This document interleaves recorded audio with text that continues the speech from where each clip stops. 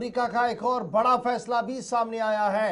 America ने Iran पर पाबंदियों में मजीद सख्ती का ऐलान कर दिया है और ईरान मजीद तेल अब नहीं बेच सकता है। अमेरिका ने रिवोक किया एथोराइजेशन ईरान के लिए जो तेल के लिए दी गई थी, रिलेटेड ट्रांजैक्शंस जो मालियाती ताउन देना था, जो फाइनेंशियल ट्रांजैक्शंस थी, उसको ख़त्म कर दिया है और ये साफ कर दिया है कि 17 जुलाई के बाद इस चीज़ पर इस फैसले का इतलाक जो है वो होगा।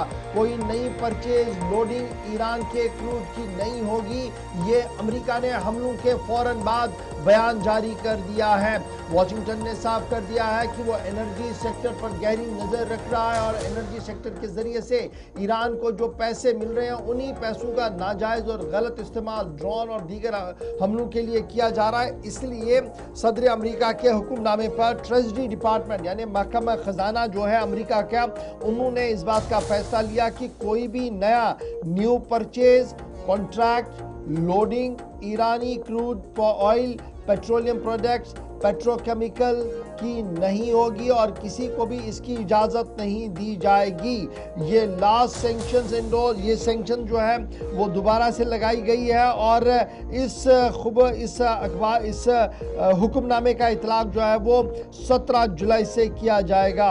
अमेरिका के यूएस ट्रेजरी डिपार्टमेंट ने एथोराइज किया है कि जून 21 के बाद तमाम तर सूरत हाल को दोबारा से देखा गया। ये जो परमिशन था डिलीवरी का ईरानी क्रूड ऑयल का, इसको वापस ले लिया गया है। इसलिए तमाम दुनिया के लिए ये साफ कर दिया गया है कि सूरत हाल किस तरीके की है। ये पाबंदियों का सिलसिला ईरान पर एक बार फिर बनता हुआ नजर आ रहा है। राजेश आज़ाद साहब हमारे साथ, हमारे न्यूज़ एडिटर डिफेंस लाइन पर जो हमेशा हमारे साथ गुफ्तगू करते हैं, बने हुए हैं। राजेश, बहुत शुक्रिया हमारे साथ फ़ोन लाइन पर ज्वाइन करने के लिए। सबसे पहला मसला ये कि लग रहा था कि अमन होगा और अमन की बातचीत हुई और दस्तखत किए गए। फ्रांस में सदर अमेरिका ने दस्तखत किए और यहाँ ईरान ने दस्तखत किए, लेकिन अचानक से सेंटकॉम ने जिसकी तस्दीक की, इरब ने जिसकी तस्दीक की कि हमले हुए और साउदर्न पार्ट जो है बंदर अब्बास का है या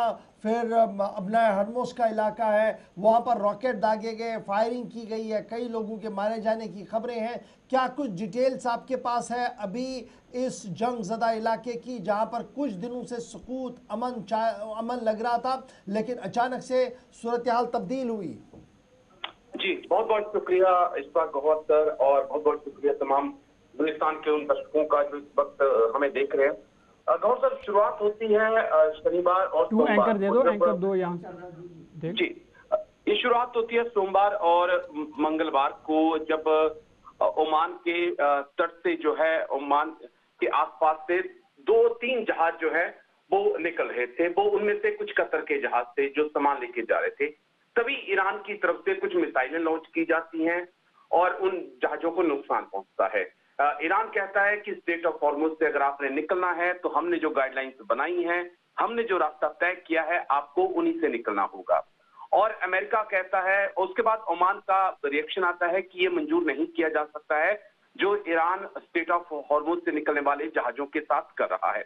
उसके बाद अमेरिकन आर्मी जो है एक्शन में आती है और 80 से ज्यादा हमले जो हैं वो ईरान के तटीय शहरों पर, केशम द्वीप हो उस पे करती है और दूसरे जो उसके आइलैंड्स हैं उनके ऊपर जो है अमेरिका अटैक करता है, जिसमें कई लोगों की मौत की खबर है, काफी नुकसान हुआ है। अमेरिका का कहना है कि ईरान के जो मिलिट्री इंफ्रास्ट्रक्चर है इन आइलैंड के ऊपर, मैंने उनको निशाना बनाया है। तो ये चीज हमें समझनी होगी उस बात गौर कर कि स्ट्रेट ऑफ हॉर्मुज को ईरान कह रहा है कि ये मेरा थर्मो न्यूक्लियर बम है, मैं इसका एक न्यूक्लियर बम के तौर पर इस्तेमाल कर रहा हूं। बल्कि अमेरिका और खाड़ी के देशों का ये कहना है कि स्ट्रेट ऑफ हॉर्मुज हमें वैसे ही फ्री चाहिए जैसा कि आपने 28 फरवरी से पहले ये फ्री था। यहाँ पर पूरी बात फंसी हुई है, यहाँ पर अब कोई न्यूक्लियर की बात नहीं है।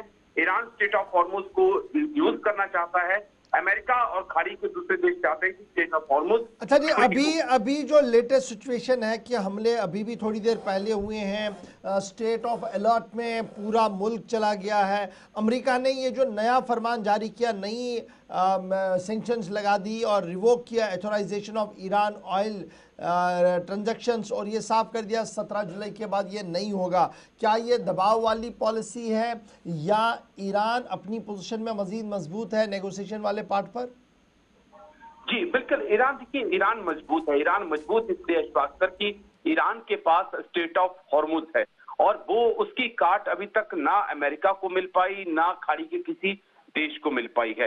यही कारण है कि जब भी टेबल पर बैठते हैं तो ईरान का जो हैंड होता है वो ऊपर होता है। लेकिन ये जो 80-90 अटैक हुए हैं एक साथ ईरान पर तड़के और ये जो सैंक्शंस लगाई गई हैं, ये बताने के लिए काफी है कि ये जंग अभी खत्म नहीं हुई है।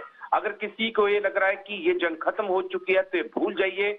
डोनाल्ड ट्रंप पहले कह चुके हैं कि मैंने 7 दिन की छुट्टी ईरान को दी है। हमें लग रहा है कि इसके बाद ये जंग एक बार फिर से शुरू होगी और ये जंग। राजेश जी ये भी बताइएगा, ये जो ऑयल रिलेटेड जो सैंक्शंस है फिर से ईरान पर लगाए गए हैं, क्या ये माना जाए कि इसका असर न सिर्फ ईरान पर पड़ेगा बल्कि पूरी दुनिया को इसके जो असरात है या नुकसान है वो भुगतने पड़ेंगे? जरूर, आपने जो बात कही ना, यही सच है कि इसका असर ईरान से ज्यादा दुनिया पर पड़ेगा। अब ईरान के ऊपर अमेरिका ने सैंक्शंस लगा दिए हैं। चलिए, ईरान का तेल बाहर नहीं आ पाएगा, ईरान की गैस बाहर नहीं आ पाएगी, ईरान को दूसरी चीजें नहीं जा पाएंगी।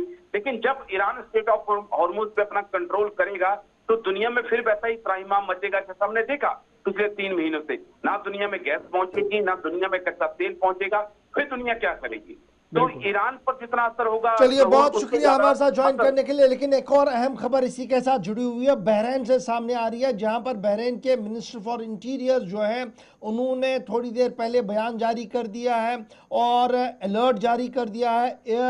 एयर सायरन जो है वो बजाई जा रही है बहरीन के अंदर, कतर के अंदर, क्योंकि अब ये लग रहा है कि ईरान रिटेलिएट करेगा और उन इलाकों को रिटेलिएट करेगा जहां से रिफिल किया गया है अमेरिकी जहाज़ों को।